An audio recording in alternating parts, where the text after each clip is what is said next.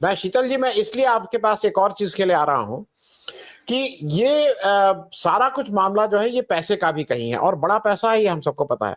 मैं एक चीज बीच में याद दिला दूं, और उस पर भी एक छोटा सा आपका रिमार्क इसलिए चाहूंगा कि मैं इसलिए इस बात को कह रहा हूं कि ये जो धनखड़ जी थे, ये सुबह से शाम तक, और धनखड़ जी वकील पेशे से थे, राजस्थान हाई कोर्ट की बार के प्रेसिडेंट रहे थे, सुप्रीम कोर्ट में प्रैक्टिस करते थे, ये उस बिरादरी के थे।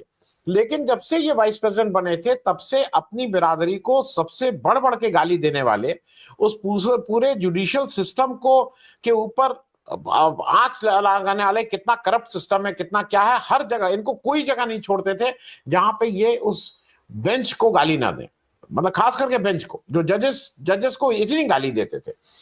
मैं ये बात इसलिए याद दिला दे रहा हूं कि इस देश में एक निशिकांत दुबे थे। Nishikant Dubey sitting chief justice of India के ऊपर खराब खराब बातें बोला था।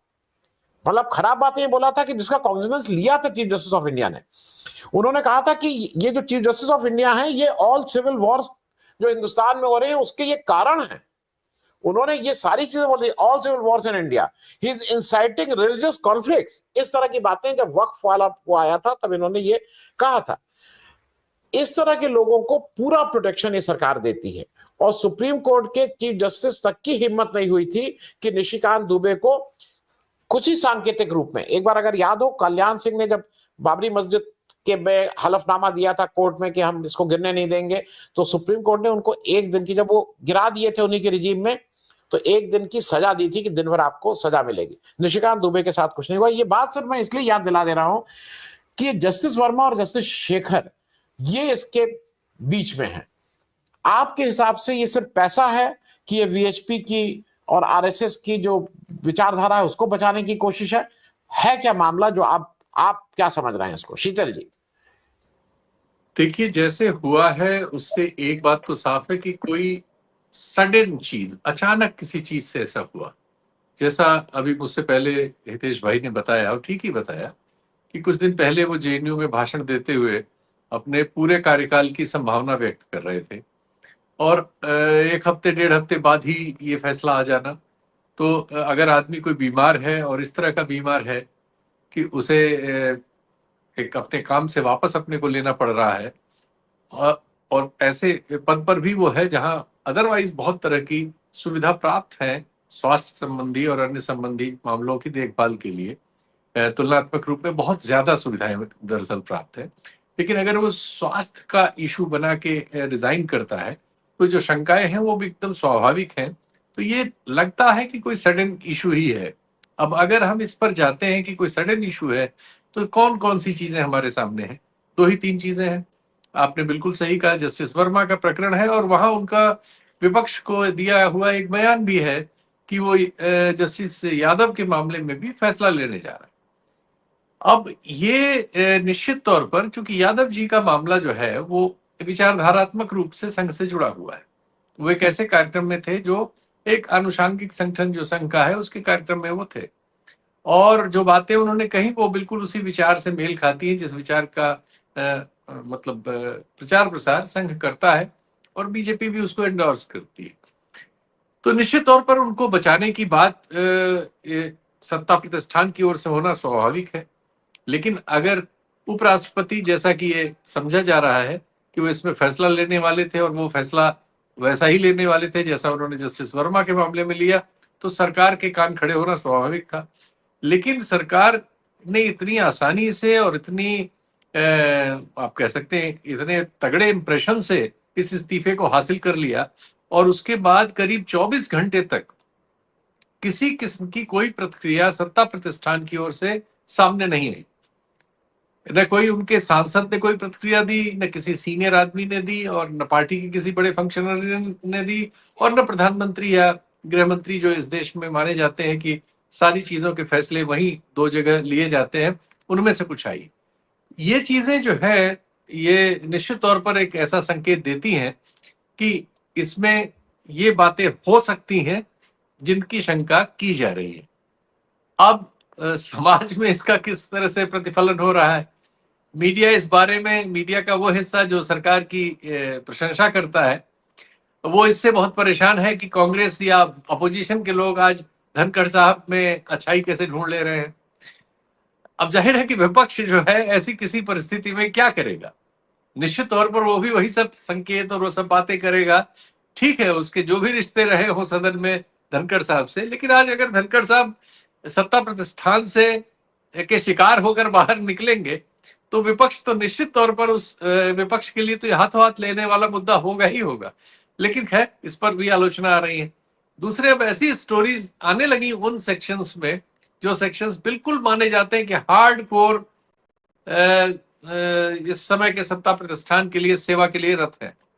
उसमें एक स्टोरी कुछ इकोनॉमिक टाइम्स के कुछ रेफरेंसेस के साथ है कि एक मतलब अब कोशिश ये की जा रही है कि लोगों के परसेप्शन में कोई वजह डाली जाए, ये इस्तीफा क्यों हुआ। ये तो सब जान रहे हैं कि हेल्थ रीजन पे तो बोलेंगे तो रवि किशन टाइप हो जाएंगे कि जिनको कुछ नहीं मालूम था माइक सामने आ गया तो कुछ बोल दिए कि साहब हेल्थ का मामला क्यों लोग बोल रहे हैं, लेकिन तथ्य कुछ नहीं है। तो तथ्य कुछ होने के लिए तर्क लाए जा रहे हैं। वो तर्क क्या है कि जो वाइस प्रेसिडेंट थे वो अपने लिए प्रेसिडेंट लेवल का प्रोटोकॉल चाहते थे। वो चाहते थे कि उन्हें अच्छे जहाजों में अंतर्राष्ट्रीय यात्राओं के लिए सुविधा मुहैया की जाए, उनके होटल का स्तर वैसा ही हो जैसा राष्ट्रपति के लिए होता है। ये सब मेघ अपडेट्स नाम का एक अकाउंट है जो सरकार के प्रचार में उसे बहुत पाते हैं, और इस तरह के अन्य कई अकाउंट्स में ये डिटेल्स प्रसारित किए जा रहे हैं।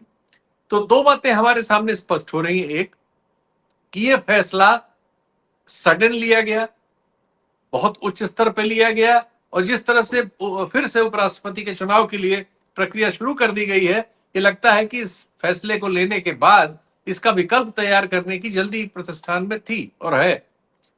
और दूसरा ये कि उनको, वो नहीं चाहते कि इससे कोई उनको डैमेज हो पॉलिटिकल, इसलिए वो ये भी चाहते हैं कि कोई इसके लिए ऐसी धारणा जनता में स्वीकृत हो जाए जो भले ही सच ना हो लेकिन जो इनको विलन ठहराती हो। अब इसमें एक और समस्या है, धनखड़ साहब जो भी करते रहे, उनकी जो कम्युनिटी है, सोशल कम्युनिटी, उनकी दो कम्युनिटीज हैं। एक तो वो जो प्रोफेशनल कम्युनिटी है जिसका आपने जिक्र किया, लीगल फ्रेटर्निटी से आते हैं। दूसरे वो सामाजिक तौर पर जाट समुदाय से आते हैं। जाट समुदाय में इसके पहले मलिक साहब जो गवर्नर रहा करते थे, सतपाल मलिक जी, वो विद्रोही हुए, और हम सब लोग उस पर बहुत कार्यक्रम, बहुत बहस कर चुके हैं, मैं उसके विस्तार में नहीं जाऊं। और उस समय धनखड़ साहब लगातार एक विलेन की भूमिका में थे, लेकिन किसानों के मुद्दे पर कभी कभी दाएं बाएं वो कुछ न कुछ बोल देते थे। एक सभा में वो बोले हैं जिसमें कृषि मंत्री मौजूद थे। अब जब ये फैसला हो गया है तो उस समुदाय में जो प्रतिक्रिया आ रही है, मैं उस पर भी आप लोगों का रेफरेंस चाहूंगा कि आप लोग उस पर गौर करेंगे। उस समुदाय में उनके लिए सिंपैथी है, और उस समुदाय के बहुत सारे नेता उनके पक्ष में बयान देते हुए नजर आ रहे हैं, और उनको सबको ऐसा लग रहा है कि उनको किसी विशेष कारण से एकाएक हटाया गया है। तो यानी लोगों में एक, उनके कम्युनिटी के लोगों में ये धारणा है कि कोई बात ऐसी जरूर हुई है जो सत्ता के शीर्ष को अप्रिय है। अब वो बातें वही हैं घूम फिर कर जिनको आपने शुरू में बताया कि एक तो जस्टिस वर्मा का फैसला और एक जस्टिस यादव के बारे में संभावित फैसला। ये दोनों चीजें हमारे इस सत्ता प्रतिष्ठान के लिए बहुत चैलेंजिंग है, क्योंकि इस समय हम देख रहे हैं कि जब लगभग सारे इंस्टीट्यूशन उन्होंने, आप कह सकते हैं, जेब में डाल लिए हैं, और जो वही कर रहे हैं जो सत्ता प्रतिष्ठान चाहता है, तो उस समय जुडिशरी एक बचती है जिसमें कुछ हिस्से हैं, सारे नहीं। बहुमत इसमें भी उन्होंने अपना, आप कह सकते हैं, कंट्रोल उनके हाथ में है, लेकिन कुछ हिस्से हैं, कुछ इंडिविजुअल्स, कई बार हमें ऐसा नजर आता है कि वो सरकार की बातों से असहमत होते हैं और कुछ फैसले उनके ऐसे आ जाते हैं। तो जुडिशरी में निश्चित तौर पर वर्तमान सत्ता प्रतिष्ठान अपना पेनिट्रेशन और अतिरिक्त चाहता है, जितना है उससे सहमत नहीं है।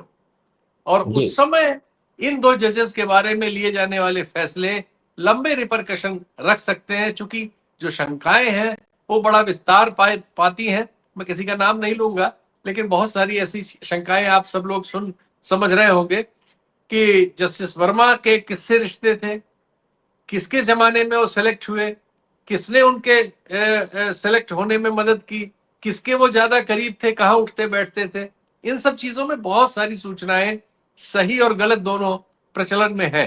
तो मैं उन सही सूचनाओं पे बिना नाम लिए कहूंगा, और आप सब उसको जानते हैं, कि उनके जो रिलेशंस हैं जहां बताए गए हैं, आज के दौर का सत्ता प्रतिष्ठान उनसे संबंध स्थापित करने में ज्यादा वक्त गुजार रहा है, और जिसका सुप्रीम कोर्ट के पूरे ढांचे पर बड़ा असर पड़ सकता है। तो ऐसे में निश्चित तौर पर यह फैसला अगर धनखड़ साहब ने अपनी मर्जी से ही लिया है जो इनको अप्रिय है, तो ये एक निश्चित तौर पर कारण हो सकता है। बाकी अन्य जी विद्वानों को भी हम सुने, क्योंकि ये सब स्पेकुलेटिव ही बात है, इसलिए सबको सुनना ज्यादा बेहतर होगा। जी